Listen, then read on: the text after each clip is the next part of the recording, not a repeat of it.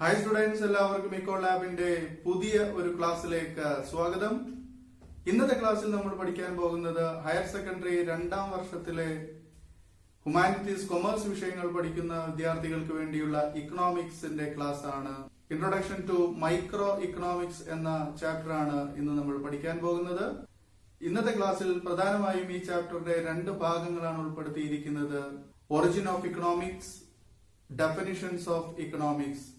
ചാപ്റ്ററിലേക്ക് പോകുന്നതിന് മുൻപായി ആദ്യമായിട്ടാണ് നിങ്ങൾ എന്റെ ചാനൽ കാണുന്നതെങ്കിൽ നിങ്ങൾക്ക് ഇഷ്ടപ്പെടുകയാണെങ്കിൽ മാത്രം സബ്സ്ക്രൈബ് ചെയ്യുക. അതോടൊപ്പം കാണുന്ന ബെല്ലൈക്കൺ കൂടി ക്ലിക്ക് ചെയ്യുക. അങ്ങനെയാണെങ്കിൽ നിങ്ങൾക്ക് എല്ലാ വീഡിയോസും നോട്ടിഫിക്കേഷനായി ലഭിക്കുന്നതായിരിക്കും. അതോടൊപ്പം തന്നെ നിങ്ങളുടെ സുഹൃത്തുക്കളുമായി ക്ലാസ്സിനെ സംബന്ധിക്കുന്ന കാര്യങ്ങൾ ഷെയർ ചെയ്യുക, ലൈക്ക് ചെയ്യുക. നോക്കാം. ഒന്നാമത്തെ topic, origin of economics. The word economics has been derived from the Greek word oikonomia, which means household management. Economics എന്ന വാക്ക് ഉരുത്തിരിഞ്ഞു വന്നിട്ടുള്ളത് ഗ്രീക്ക് പദമായ ഒയ്ക്കണോമിയ എന്ന വാക്കിൽ നിന്നാണ്.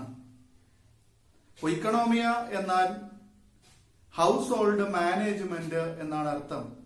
അതായത് ഗൃഹഭരണം എന്ന അർത്ഥം വരുന്ന ഒയ്ക്കണോമിയ എന്ന ഗ്രീക്ക് പദത്തിൽ നിന്നാണ് ഇക്കണോമിക്സ് എന്ന വാക്കുണ്ടായത്.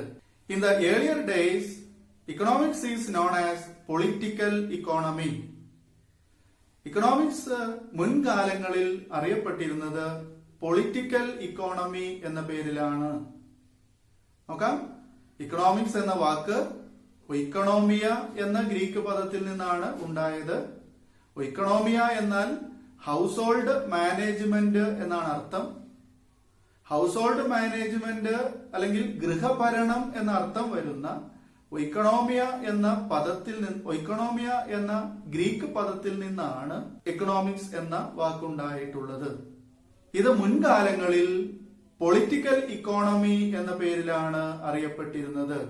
ഇക്കണോമിക്സിനെ ലോകത്ത് ആദ്യമായി അവതരിപ്പിച്ചത് ആഡം സ്മിത്ത് എന്ന ഒരു സാമ്പത്തിക ശാസ്ത്രജ്ഞനാണ്. The word economics is firstly used in the world Adam Smith in 1776. 1776 Adam Smith economics എന്ന വാക്ക് ലോകത്താദ്യമായിട്ട് അവതരിപ്പിച്ചത്. അതിനുവേണ്ടി അദ്ദേഹം എഴുതിയ പുസ്തകമാണ് An Enquiry into the Nature and Causes of Wealth of Nation. അതായത് വെൽത്ത് ഓഫ് നാഷൻ എന്ന പേരിൽ അറിയപ്പെടുന്ന രാഷ്ട്രങ്ങളുടെ സമ്പത്ത് എന്ന് പറയുന്ന പുസ്തകത്തിൽ 1776 ആഡം സ്മിത്ത് ആദ്യമായി ഇക്കണോമിക്സിനെ കുറിച്ച് പ്രതിപാദിക്കുന്നു. According to Adam Smith, economics is the science which studies about wealth. Economics എന്ന് പറയുന്നത് സമ്പത്തിനെ കുറിച്ച് പഠിക്കുന്ന ശാസ്ത്രമാണ്. ഓക്കെ. അപ്പൊ പരീക്ഷയ്ക്ക് നമുക്കിവിടെ പ്രതിപാദിക്കുന്ന ഒരു ഭാഗം എന്ന് പറയുന്നത് ഇക്കണോമിക്സ് എന്ന വാക്ക് ഏത് ഭാഷയിൽ നിന്ന് ഉണ്ടായതാണ്, അതുപോലെ തന്നെ ആ വാക്ക് ഏതാണ്. അതായത് ഗ്രീക്ക് പദമായിട്ടുള്ള ഇക്കണോമിയയിൽ നിന്നാണ് ഇക്കണോമിക്സ് എന്ന വാക്കുണ്ടായിട്ടുള്ളത്. അതുപോലെ തന്നെ ഇക്കണോമിക്സിനെ ആദ്യമായിട്ട് അവതരിപ്പിച്ച് നൽകിയത് ആഡം സ്മിത്ത് എന്ന എക്കണോമിസ്റ്റ് ആണ്. അദ്ദേഹം ഈ എക്കണോമിക്സിനെ കുറിച്ച് പ്രതിപാദിക്കാൻ വേണ്ടി അല്ലെങ്കിൽ വിവരിക്കാൻ വേണ്ടി എഴുതപ്പെട്ട പുസ്തകത്തിന്റെ പേരാണ് an inquiry into the nature and causes of wealth of nation എന്നുള്ളത്. ഇതിനെ നമ്മൾ ചുരുക്കി വെൽത്ത് ഓഫ് നേഷൻസ് എന്ന് പഠിച്ചാൽ മതി. ഈ പുസ്തകം എഴുതിയ വർഷം 1776 ആണ്.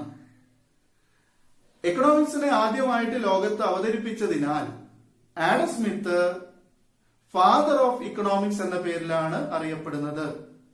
രാഷ്ട്രങ്ങളുടെ സമ്പത്ത് എന്ന പുസ്തകത്തിൽ 1776 ആഡം സ്മിത്ത് എക്കണോമിക്സ് എന്ന് പറയുന്നത് സമ്പത്തിനെ കുറിച്ച് പഠിക്കുന്ന ശാസ്ത്രമാണെന്ന് വിവരിച്ചതിനാൽ അദ്ദേഹം ഫാദർ ഓഫ് എക്കണോമിക്സ് അഥവാ സാമ്പത്തിക ശാസ്ത്രത്തിന്റെ പിതാവ് എന്ന പേരിലാണ് അറിയപ്പെടുന്നത്.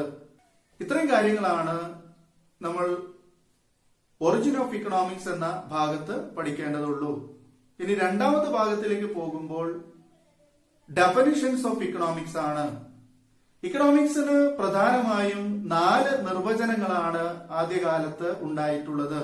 There are 4 definitions of economics. First one, wealth definition. Second one, welfare definition. Third one, scarcity definition. Then last one, growth definition. നോക്കാം, ഓരോ ഡെഫിനിഷൻസും ഏതൊക്കെ എക്കണോമിസ്റ്റുകളാണ് അവതരിപ്പിച്ചതെന്നും എന്താണ് ഓരോ ഡെഫിനിഷൻസിലും എക്കണോമിക്സിനെ കുറിച്ച് പ്രതിപാദിക്കുന്നത് എന്നും. ഒന്നാമത്തേത് wealth definition. Wealth definition introduce ചെയ്തത് ആഡം സ്മിത്ത് ആണ്. 1776 അദ്ദേഹത്തിന്റെ പ്രശസ്തമായുള്ള പുസ്തകമായ വെൽത്ത് ഓഫ് നേഷൻസ് എന്ന പുസ്തകത്തിൽ അദ്ദേഹം എക്കണോമിക്സിനെ കുറിച്ച് പ്രതിപാദിക്കുന്നു. അതായത് economics is the science of wealth എന്നാണ് അദ്ദേഹം ഈ പുസ്തകത്തിൽ രേഖപ്പെടുത്തിയിട്ടുള്ളത്. പുസ്തകം എഴുതിയത് 1776.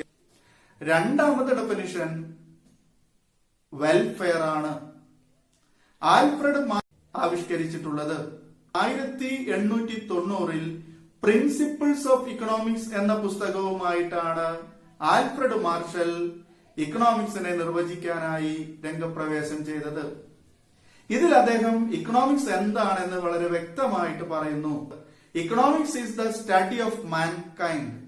മാൻകൈൻഡിനെ കുറിച്ചും അതുപോലെ തന്നെ വെൽഫെയറിനെ കുറിച്ചും പഠിക്കുന്ന ശാസ്ത്രമാണ് സാമ്പത്തിക ശാസ്ത്രം അഥവാ എക്കണോമിക്സ് എന്ന് 1890 പ്രിൻസിപ്പിൾസ് ഓഫ് ഇക്കണോമിക്സ് എന്ന പുസ്തകത്തിൽ ആൽഫ്രഡ് മാർഷൽ കുറിച്ചു വെച്ചു. സ്കേഴ്സിറ്റി ഡെഫിനിഷനാണ് മൂന്നാമത്തേത്. ഇത് അവതരിപ്പിച്ചിട്ടുള്ളത് ലയണൽ റോബിൻസ് എന്ന എക്കണോമിസ്റ്റ് ആണ്. സ്കേഴ്സിറ്റി ഡെഫിനിഷൻ എക്സ്പ്ലെയിൻ ചെയ്യാൻ വേണ്ടി അദ്ദേഹം തയ്യാറാക്കിയ പുസ്തകമാണ് an essay on the nature and significance of economics.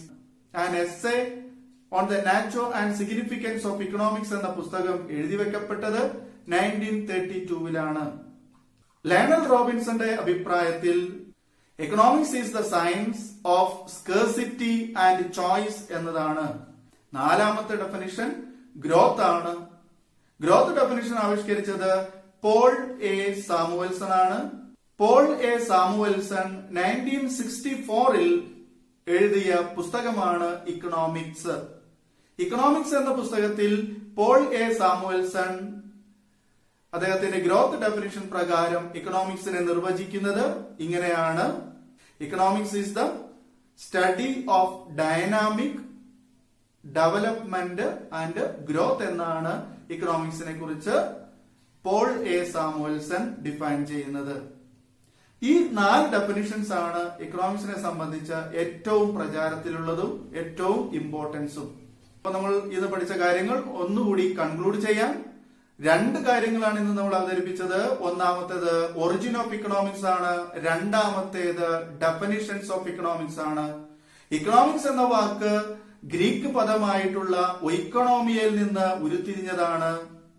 ഇക്കണോമിക്സിനെ ലോകത്ത് ആദ്യമായിട്ട് അവതരിപ്പിച്ചത് ആഡം സ്മിത്ത് ആണ്.